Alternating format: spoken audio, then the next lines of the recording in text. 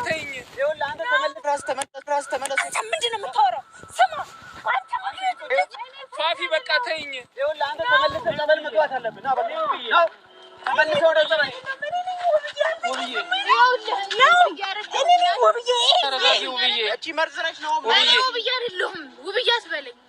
የሽንገላ ቃላት እንዳሰማ ከወንድሟ ጋር ሆና አፈዘዘች።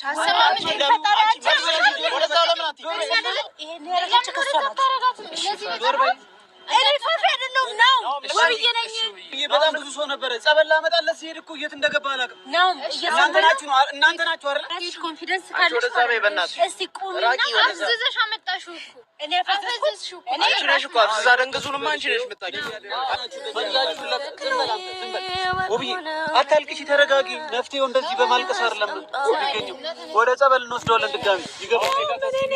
ሰው ይማርሽ ብሎ ደፍሮ ባይጠይቀኝ አውቆታል ሕመሜን ባንተ እንደጨነቀኝ ላሳውቀው እንጂ እስኪገባ ከጄ ሺ ጉዳይ ባደርገው ማለፉን በደጅ ደሞ በዚህ ጊዜ ምን ሚታያልና ከሱ ወደ ላሳር አምላክ አይኔን ጤና። ሰላም እንዴት ነው? ፋፊ አንቺ ይኸውልህ ሶል በእናትህ ያዛት ይኖረ አንተ ለዚህ ትዳር ለፍታል። ይኸውልህ እኔ እናገራለሁ። አሁን ይኸውልህ በኋላ ይቆጫል ታረገው ነገር ራት ይኖረ። እሺ አይደለም እነዚህ ሁለቱ ናቸው ይኸውልህ እየመረዙ ያሉት። ጭራሽ እኔ እና አይደለም ይኸውልህ ያፈዘዘች ይሄና እሷ አንቺ ፋፊ ያራሽ ነው ናሆም ያምሻል። እየሰማኸኝ ነው አይደለም? ስለ ስርዓት የለሽም ፋፊ ምን እያረግሽ ነው? አትንካኝ። ስለዚህ ናሆም መናገር ያለብህን ንገራትና ከዚያ እንድትሄድ አድርጋት። ምንም ነገር እንዳትናገር እየሰማኸኝ ነው? ምንም ነገር እንዳትናገር። ስማ እነ ባባይ ናሆም አደንዝዛለች እኮ እነ ባባይ እኮ። ስለዚህ ትዳርህ እኔ ነኝ። ገባህ አይደል? እሱ አይደለችም። ገብቶሃል? በቃ ትሰሚኛለሽ ፋፊ? ከህይወቴ ውጪ። በቃ ከህይወቴ ውጪልኝ። ፋፊ አይደለችም። ውጪልኝ ከህይወቴ ፋፊ። እስቲ ናሆም ከህይወቴ ውጪልኝ። ልጆች ይገባል። የነው አድናቂ የሆናችሁ ውድ ቤተሰቦች ማለት ነው። ግን ለፋፊ ቆይም ብትታሰር ወይ ደግሞ ከቤተሰቦቹ ራቅ ቢያደርጉት እና ይሄ አይድንም ወይ? በነገራችን ላይ ይሄ እርኩስ መንፈስ ብዙ ነገር ያደርጋል። ልጆችን ያላባት ያስቀራል። ብዙዎችን ቤት ያንኳኳ ነው እንደዚህ አይነት የሚያስጠላ ነገር ማለት ነው። ፋፊ ደግሞ ሁለት ነፍስ ሆነ ይህን ነገር እየሰራች ነው ያለችው።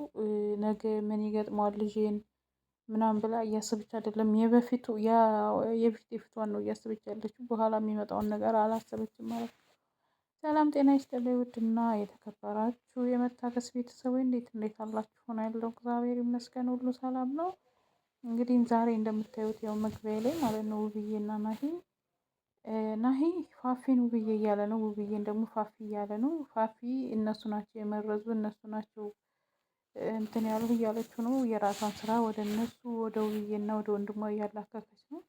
ናሂ እንግዲህ ከጠረል ፈልገው አምጥተውታል ማለት ነው። እና ምን አይነት ወዴት እየሄዱ ነው? ምን እየሰሩ ነው? በጣም ያስጠላም እና የሚያጸይፍ ነገር ነው። በዛ ላይ ደግሞ በቪዲዮ መውጣቱ ለምንም የሚያስተምር ነገር አይደለም። በነገራችን ላይ በእንደዚህ በርኩስ መንፈስ የብዙዎች ትዳር የተበጠበጠው የብዙዎች ህይወት የተበላሸው ልጅ ያለአባት ያለ እናቱ የቀረው ተለያይተው ባልና ሚስት እየተዋደዱ በቃ ይሄ በጣም የሚያስጠላ ነው። ያው ሰይጣን ስልጣን የለውም። በነገራችን ላይ ግን ለጊዜ ያሰቃያቸዋል፣ ለጊዜው እንትን ይላቸዋል። እና እኔ ናሂ በተደጋጋሚ እንደዚህ ሲያደርጉበት ወደ ጎዳና ሲወጣ በቃ ጭራሹን ያሳብዱት ምን ታውቃላችሁ? እና ለምን ልጅቷን እኮ በብዙ ነገር ማራቅ ይቻላል ማለት ማስረጃ እያላቸው ለምንድን ነው እንደዚህ የሚሆኑት? ነው አውቀው ነው? እኔ በጣም ግራ እየተጋባው ነው ውድ ቤተሰቦች። እስኪ እናንተስ ምን ትላላችሁ? እኔ ፋፊን እሱ እንዴት እንደሚቀየር በፊት እንዴት እንደነበረ ከህይወቴ ውጭልኝ እንዳትጠጊኝ እያላት ሲል ነበር። ያ የቪዲዮ ማስረጃ አላቸው እና ለምን በቪዲዮ ማስረጃ ኢቨን እንትኑን በሽቱ ጠረን ወሰደችው ነው የተባለው። እሱን ራሱ ስትነፋ ታይታለች ቪዲዮ ላይ። ለምን ተነ ቪዲዮ በማስረጃ አድርገው አሳይተው ለምን አያሳስሯትም ለጊዜው? በእርግጥ ነፍሰ ጡር ናትና በእግዚአብሔር ታስጠይቃለች። ደግሞ ልጁ ከሚያብድ ብትታሰር ምንም አትሆን። አትሟሟ፣ ጨዋ አይደለች እሷ፣ ምንም አትሆን። ህግ እያለ እንደዚህ ለምንድን ነው የሚሆኑት? በዛ ላይ እሷ እንደሆነ የሆነ የሰይጣን ጉልበት ስለሆነ የርኩስ የመንፈስ እንትን ስለሆነ እየተዋጋቸው ያለው ሊችሏቸው አልቻሉም። እነሱ ብዙ ሆነው ማለት ነው። በዛ ላይ ደግሞ ልጅቷ ተንኮል ካሰበች አሁን ጓደኞቹ ኩላ ልታበላሽባቸው ትችላለች። እንደዚህ የሚሄድ ከሆነ ማለት ነው። ሰው እኔ ምን አሰብኩ መሰላችሁ? ፋፊ ብትታሰር ከዛ በኋላ ናሂ ከዳነ በኋላ ወደ ክፍለ ሀገር ወስደው ሰውን አለማግኘት። እኔ አዲስ አበባ ከመጣ በኋላ ነው እንደዚህ ህይወታቸው መስቀልቅሎ የወጣው ማለት ነው። እና